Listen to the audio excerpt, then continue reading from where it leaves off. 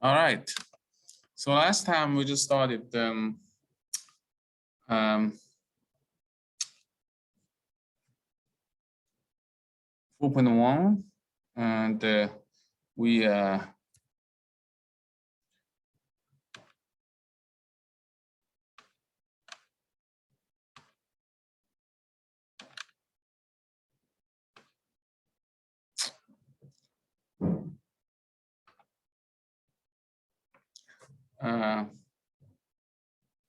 just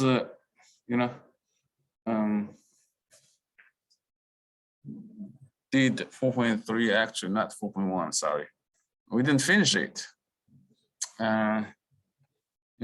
We just did some examples of this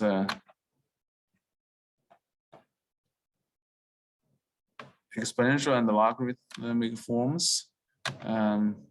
So basically, what you need to know is that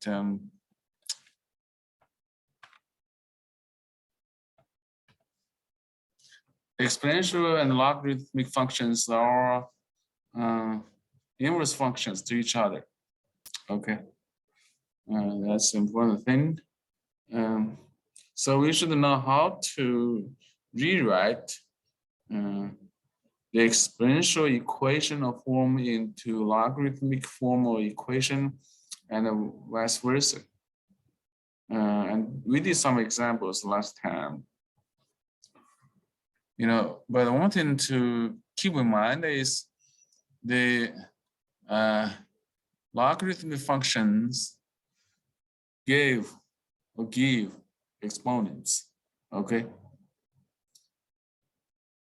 So let's just talk about the graphs of logarithmic functions now. If you draw the logarithmic functions, it can be in two different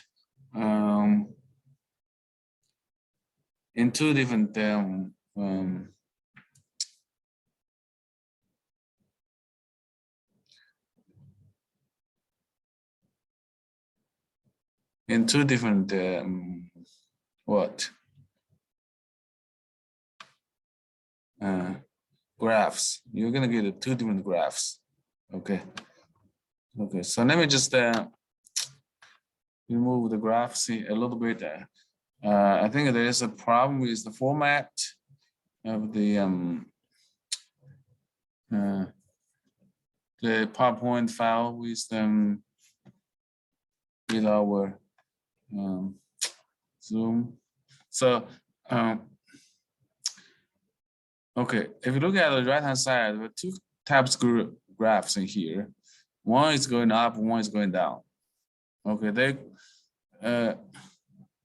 correspond to the logarithm function log x with some base b. And the difference between these two graphs are the left side graph corresponds to the base b greater than 1, like 2, 3, 10, or e, whatever. And the right-hand side graph corresponds to the case where the base of the logarithm or logarithm function is less than 1. And we know b has to be positive and cannot be 1. So then we can cut into different categories. Category 1, b is greater than 1. Category 2, b is from 0 to 1. Okay, so and they give different graphs. So when the base b is greater than 1, then the logarithm function is increasing without bound. Okay, it's increasing slowly at the end, but it doesn't have a bound. Similarly, when b is between 0 and 1, the logarithmic function decreases without bound, although it slows down as you go forward right. Okay. So there are 4 different properties we can summarize in here about the graphs of logarithmic functions of f equals log x by xb. So the property 1, the domain of the function f, the logarithm function, is all positive real numbers, and the range of f is all real numbers. Okay, so the domain is all positive numbers. You can only take logarithm of a positive number. You cannot take a logarithm of 0 or negative number. Okay, so that's domain. So that means in the graph, all the curves are on the right of the vertical axis.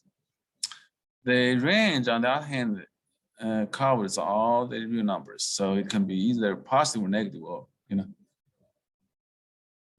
and doesn't have a bound when it increases or decreases, as I said.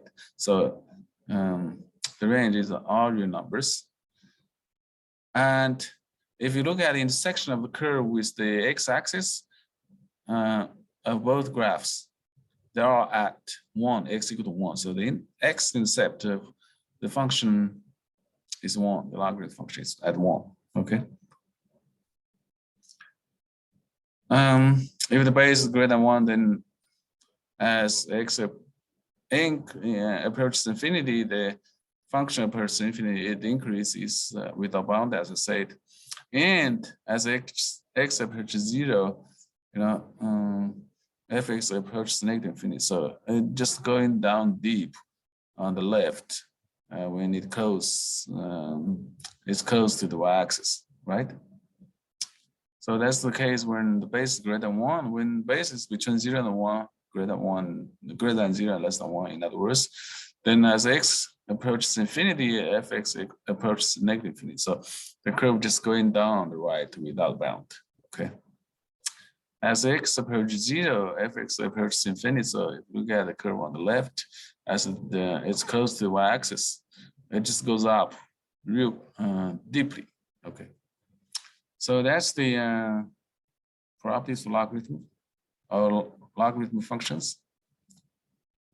Okay, so let's just talk about some examples of domain of a function, because the domain is always important for a function. So let's just try to find out the domain of some logarithm functions.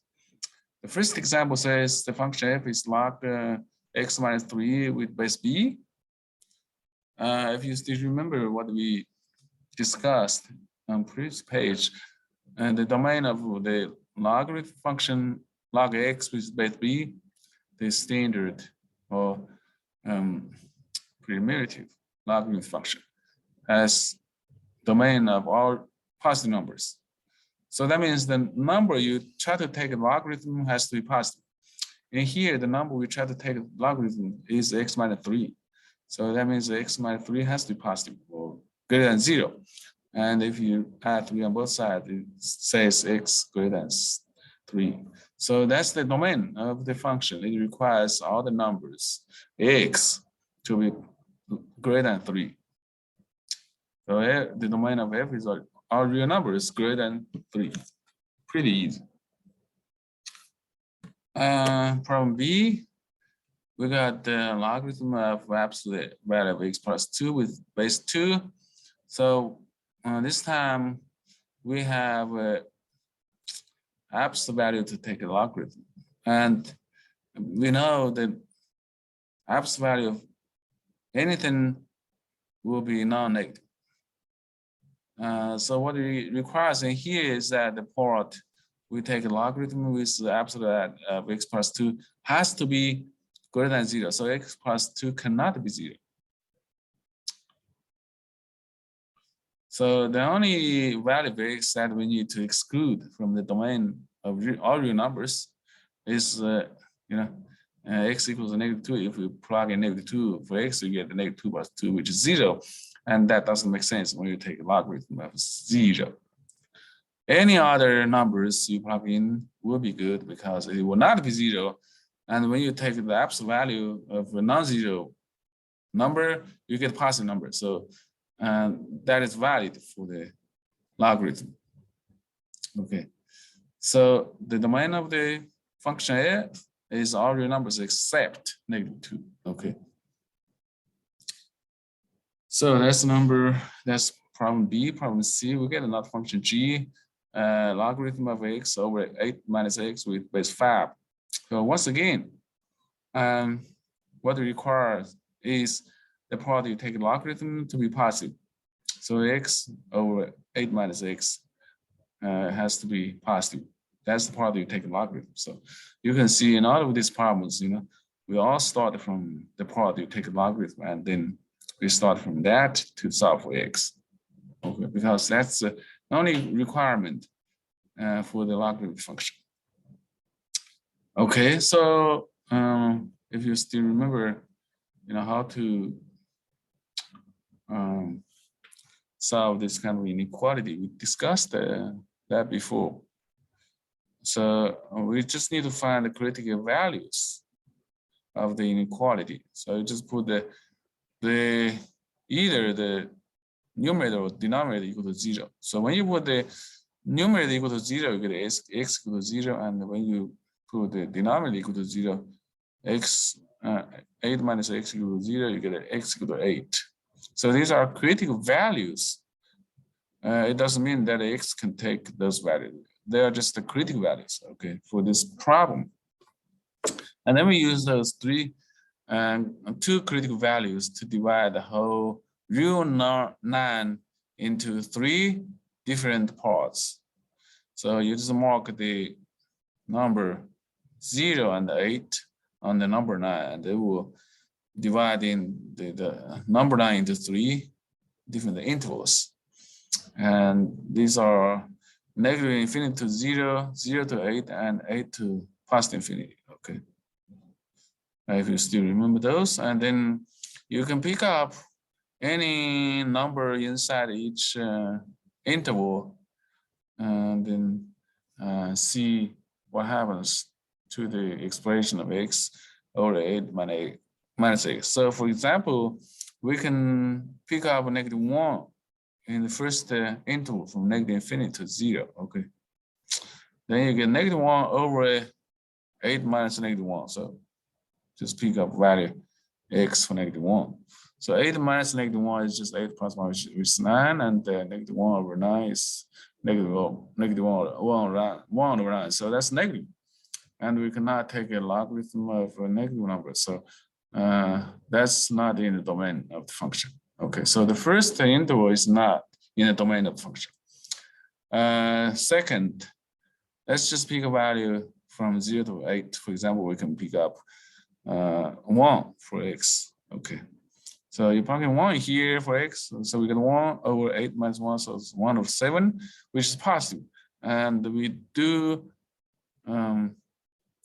take the logarithm to positive numbers, so that makes sense. So that means the interval from 0 to 8 is in the domain of the function. And finally, let's just pick up a value in the third interval from 8 to infinity. We can pick up a 9, for example, and plug into this expression. See what happens. So you replace 9 for x, and so we get 9 over 8 minus 9. 8 minus 9 is -1, so 9 over -1, which is -9, so that's negative. And we cannot take a logarithm of a negative number, so that doesn't make sense. Which means the interval of 8 to infinity is not in the domain of the function. So after checking those intervals by picking up representative points, we found that the interval from 0 to 8 is the domain of the function. Okay, so in other words, the domain of G is all real numbers between 0 and 8, not including 0 and 8. All right. You cannot take a logarithm of 0, or you cannot, have 0 in the denominator. So x cannot be 0, because that will make the whole thing x over 8 minus x 0. Or it cannot be 8, because that will make the denominator 0. All right. Any questions about these examples? No? All right. So the next thing is how to use the graph to determine, another graph. So given the graph of the standard logarithm function, log x base 4, how do you use translation to obtain the graphs of some other functions? Okay, so the first question is, how do we use the graph of log x base 4 to obtain the graph of log x plus 3 base 4? Okay, so if you still remember the translation of graphs, so we just need to move the graph of log x base 4, you know, in different directions to get this graph. So in which direction it goes? First, the change is only in the argument of the function. So it changed from x to x plus 3. So that means we have to move the graph horizontally. Okay. So whether it's left or right, we move to the left when you have something plus, x plus 3. You add 3 in the variable, then you move the graph of log x base 4 3 units, okay, 3 units to the left to obtain the graph of log x plus 3 base 4, okay? So if you remember what we did about the symmetries of graphs, or symmetry operations of graphs for any function, not just for logarithm functions. So you can see, this is the graph of log x base 4, and you move 3 units left, so it becomes this, and that's the graph of log x plus 3 base 4. All right. And the other question B says, how do you use the graph of log x base 4 to obtain the graph of log x base 4 plus 3? So this time you add 3 in the function, not in the variable, okay? You take a logarithm first and then add 3. So that means you're going to move up or down instead of left and right. So it's the up or down? It's up because you add 3 to the standard logarithm function. Okay, so you just move this graph 3 units up, and you're going to get this graph, and that will be the graph of log x base 4 plus 3. Any questions? So this is about the properties of graphs of logarithm functions.